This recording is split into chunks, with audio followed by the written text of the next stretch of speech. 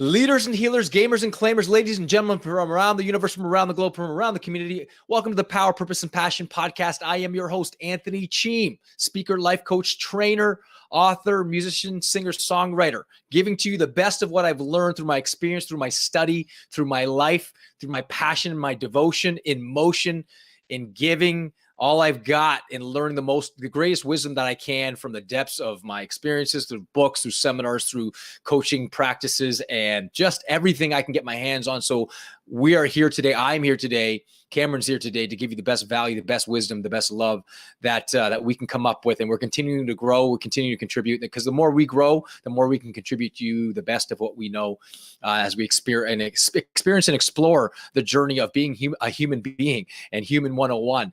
And so this is a podcast where we help you claim your power, clarify your purpose, and cultivate your deepest, widest, and highest passions possible, so that you can ultimately inspire others to do the exact same, so you can show up, grow up, upgrade, update, enhance your life, and live the best life possible. Because, that's what it's all about. Just not just living the best life, but giving the best of your life to the world around you through whatever means possible, through whatever delivery system, through whatever job that you're in, and sharing your wisdom, your candle, your light with others to shine the greatest brightness that you can on this world. So yeah, that's a great intro. I'm ready to give it.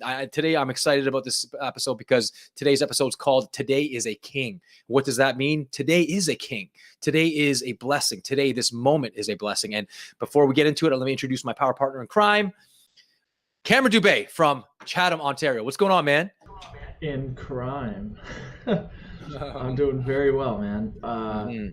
Had a lovely weekend. Had some amazing relaxed time, which, again, I will reiterate, give yourself some time to chill, because when you come back from that, you'll be ready to explode with power, purpose, and passion. So, yes, you got it. Yeah. So Awesome. Yeah, I'm feeling really good, and I'm excited for this episode. Good. Well, you know what? We're going to start with it's a longer quote by a guy named William Lyon Phelps. And I was listening to an audio program, and the guy that was reading out this quote, I thought, I got to look up this quote because it's a pretty long quote and I had to record it. So I wanted to share it with you. And this is part of the reason why it inspired me to name or give Cameron the name of the title of this episode, Today is a King. And let me just start by saying this. He said this, William Lyon Phelps, in a book called One Day at a Time that he wrote. He says, "We look back too much and we look forward too much. Thus, we miss the passing moment. The fear of life is the favorite disease of the 20th century. Too many people are afraid of tomorrow. Their happiness is poisoned by a phantom. Many are afraid of old age, forgetting that even if they lose their bodily vigor, weakness itself may minister to the development of mind and spirit. In the words of the aging poet Waller, the soul is dark cottage, battered and decayed, let in new light through chinks that time has made. Stronger by weakness, wise men become as they draw nearer to their eternal home. Let the scientists worry about our origins. Let the prophets worry about the future, the decline of Western civilization and whatnot. Some people are alarmed because in 9,000 billion years, the sun's fuel may give out. Instead of chagrin over our past and alarm over our future, suppose we consider our opportunity. Listen to Emerson. Write in our heart that every day is the best day in the year. No man has earned anything rightly until he knows that every day is doomsday. Today is a king in disguise. Today always looks mean to the thoughtless. In the face of a uniform experience that all good and great and happy actions are made up precisely of these blank days. Let us not be deceived. Let us unmask the king as he passes." Woo! Are you kidding me right now? Tell me that's not in your face. I'm telling you, I read that quote probably about 50 times in a row. And that's incredible. Wow. In that one or two paragraphs, you could read that, study that, each sentence for a whole entire year and just not really grasp it, but you just live it each and every single day. The moment, the one thing that really resonated with me, just kind of repeating this, was, I kind of laughed at this when he said, some people are alarmed because in 9,000 billion years, the sun's fuel may give out. Instead of chagrin over our past and alarm over our future, suppose we consider our opportunity.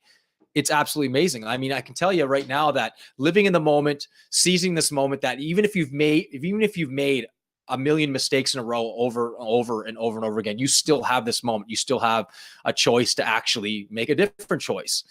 And so we must seize this day, seize this moment, seize this opportunity called today, this moment, this gift, this moment here now that you are given every single, because every moment as it passes, it becomes a past.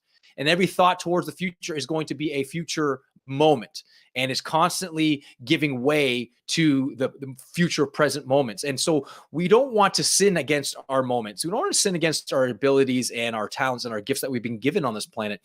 That every moment that you spend in darkness or fear, you're sinning against your this gift of this beautiful, beautiful opportunity called this king in this moment here. It is absolutely a gift. It's a blessing. So one of the things that I tend to do is I tend to laugh at myself. I remember Tony Robbins saying, in 2 years, we're going to laugh at this. Why not laugh at it right now? And just get over it and say, you know what? I can't do anything about it. I can't change it, but what I can change, I can look at my mistake, whatever mistake. I mean, I don't know how bad, I don't care how bad that mistake you made. Trust me, I've made some really bonehead mistakes in my life. And I spent months, days, weeks, even years, just like swimming in my shame, swimming in my guilt, only to like waste time, waste those moments and sinning against this moment here and chagrin over, gosh, I can't change it. So, I remember Wayne Dyer saying, if you can't change it, why worry about it? Even the Dalai Lama says it. If you can't change it, why worry about it? But if you can change it, why worry about it? Because you can change it. So what else is there to actually worry about? And if you can change it, if you can constantly change your life, then why worry about it? Take action. Do it now. Take this moment now.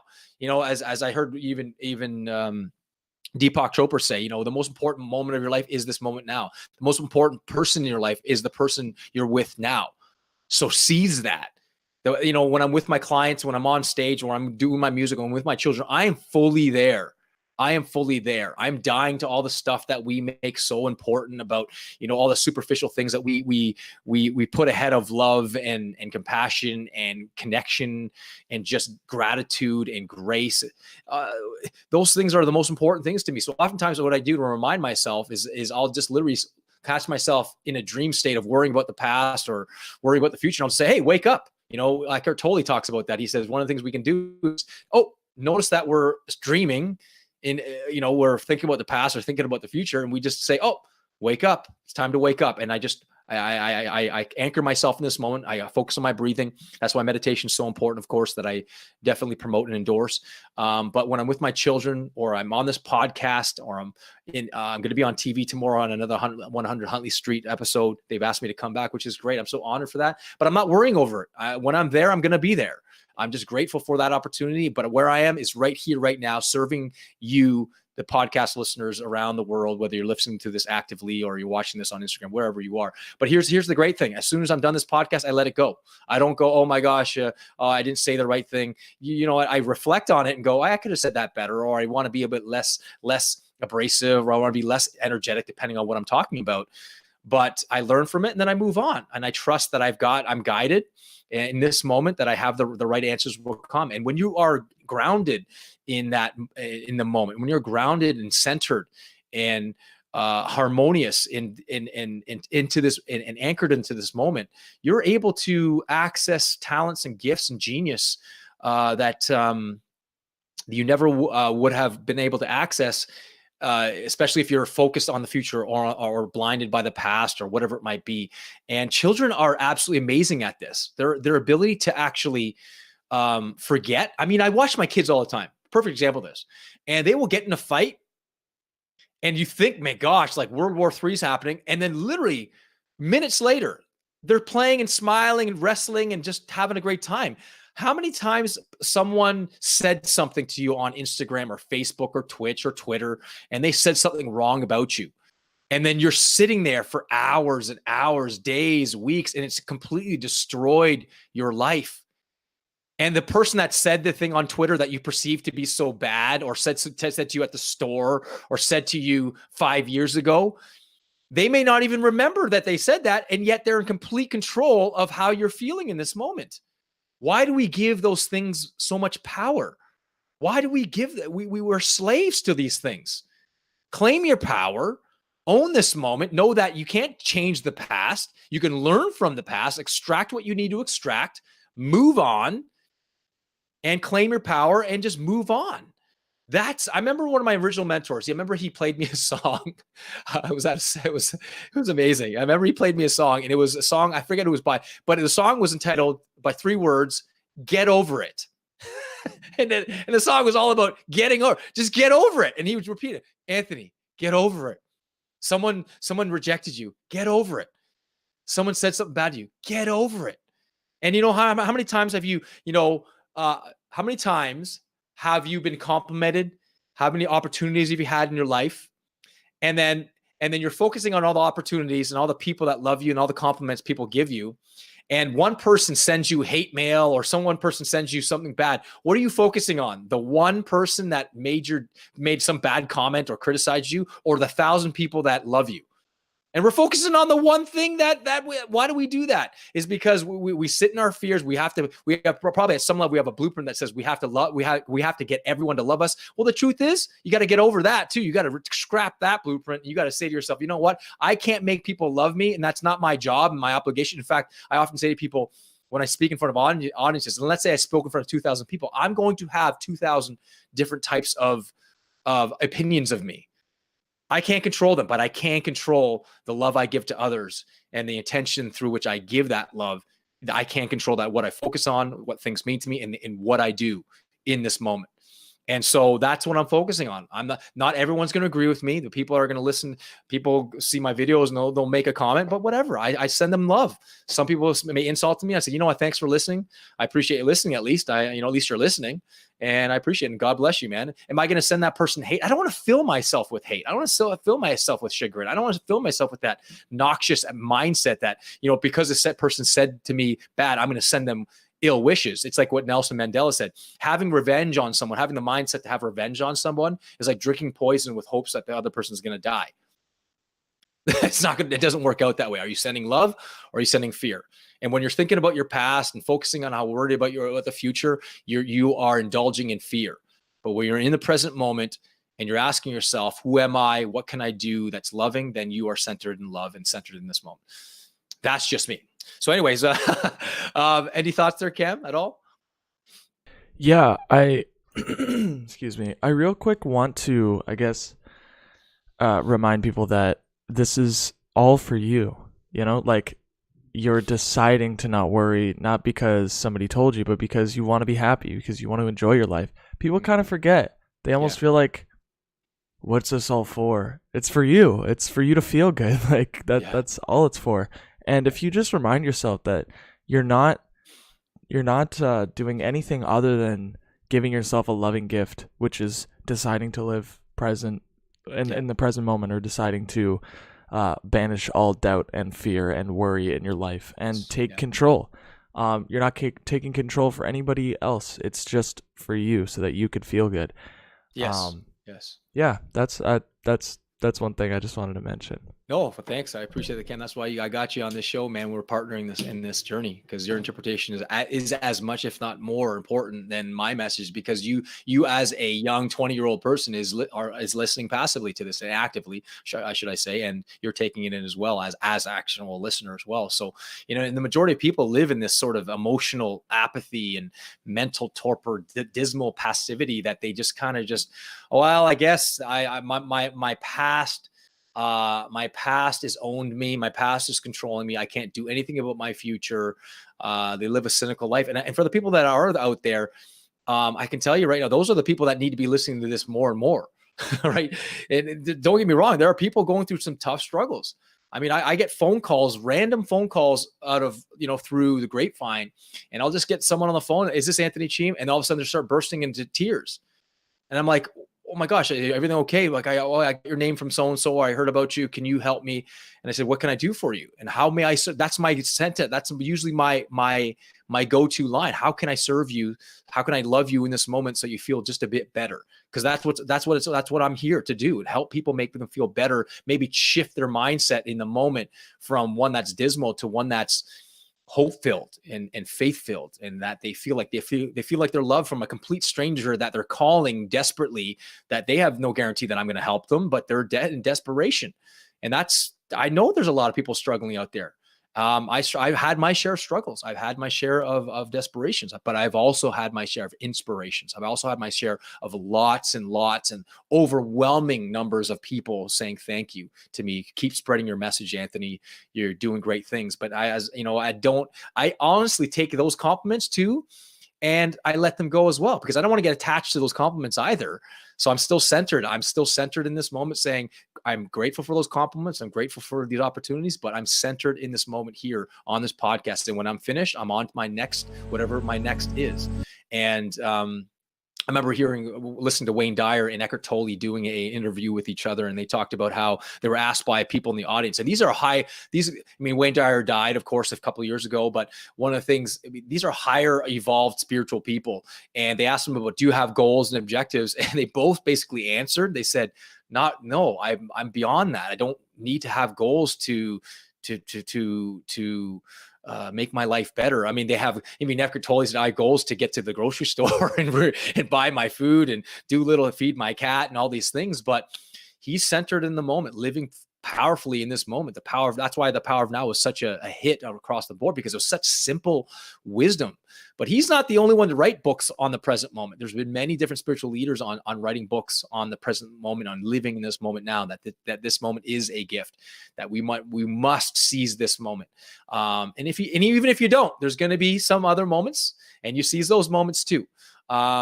And here's the thing. I remember Wayne Dyer giving a great, and I'll end here. I remember Wayne Dyer giving a great metaphor, and he talked about how, imagine you are riding on a boat, going at 40 knots. And there's 3 questions you got to ask yourself. The first question is, what is the wake? And people go, well, the wake is just the trail that the boat leaves behind. And in this case, the metaphor is, it's our past. And then the second question is, what's driving the boat? It's the engine, your present moment actions in the moment, you turning on the engine. It's the engine, and the engine of your life is your present moment thoughts, what you're focusing on, what meanings you're giving your life, and the actions you're taking. That's it.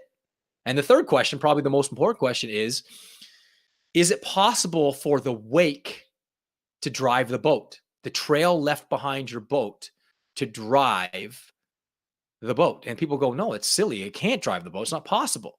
Yet we humans, we focus on the past, and we think that our past is driving us in this moment. And really, it's an illusion. No, it's not.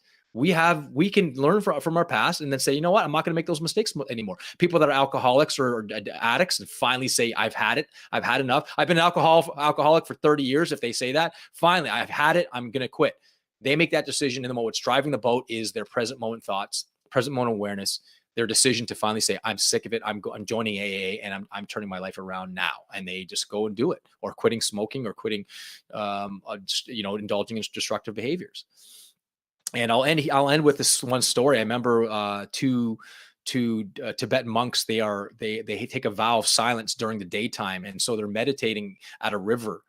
And there's this beautiful woman that's standing at the river, and I guess too, according to the story, they're not supposed to touch women of any kind and during this vow of silence or whatever it might be. And the woman's trying to cross a stream, and she's in this beautiful dress. And so this one monk says, oh, okay, he doesn't really say anything, but he goes up to her, puts her on his back, and then carries her across the stream on his back. And the one monk is just furious. Oh my gosh, she's not supposed to do that. You're not supposed to touch women. Oh my gosh, horrible. And for hours, this monk is just furious at this other monk, going, I can't wait till I can actually say what I need to say.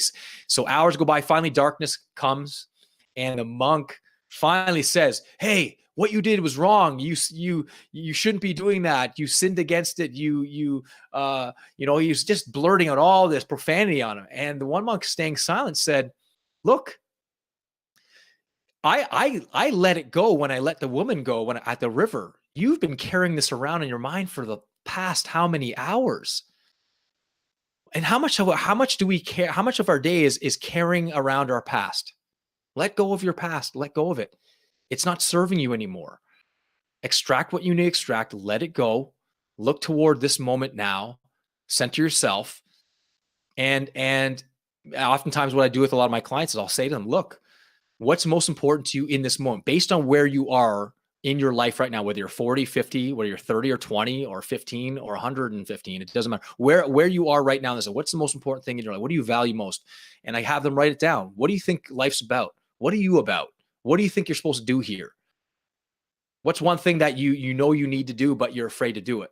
And I ask them tough questions. I get them to figure out what it is driving them, what their needs are, what their values. And as they kind of just contemplate and examine their life, they go, wow, they have on the paper a map of who they are, what they believe is important. And I said, from here on in, you got to live and breathe that story. Those things the way you answered, it's not right or wrong. Just live it from this moment forth and live it with love. Anything to add to that there, Cam?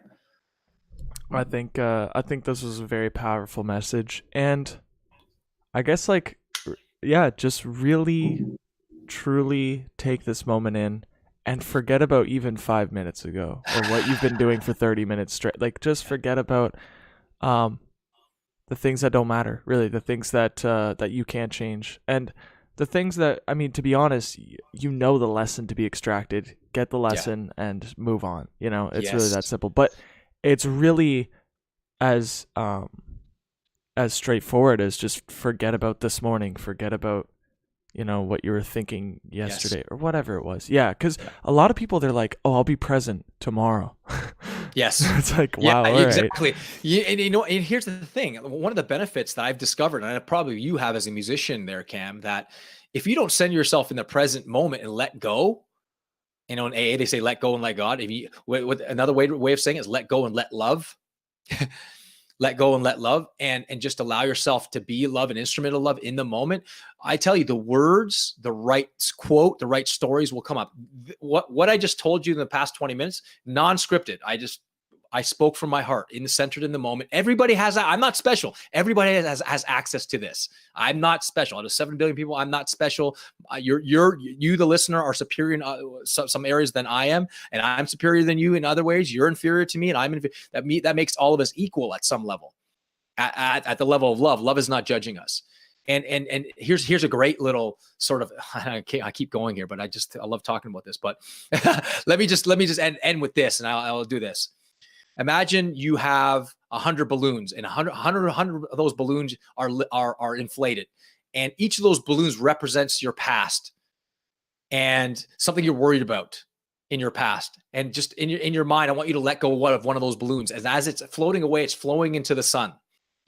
And one after one, those worries are floating away from your past. And then you're just one after one, boom, boom, boom, boom, gone, gone, gone. And as you're visualizing this, you feel yourself getting lighter and lighter and lighter. And all of a sudden, the last balloon is gone.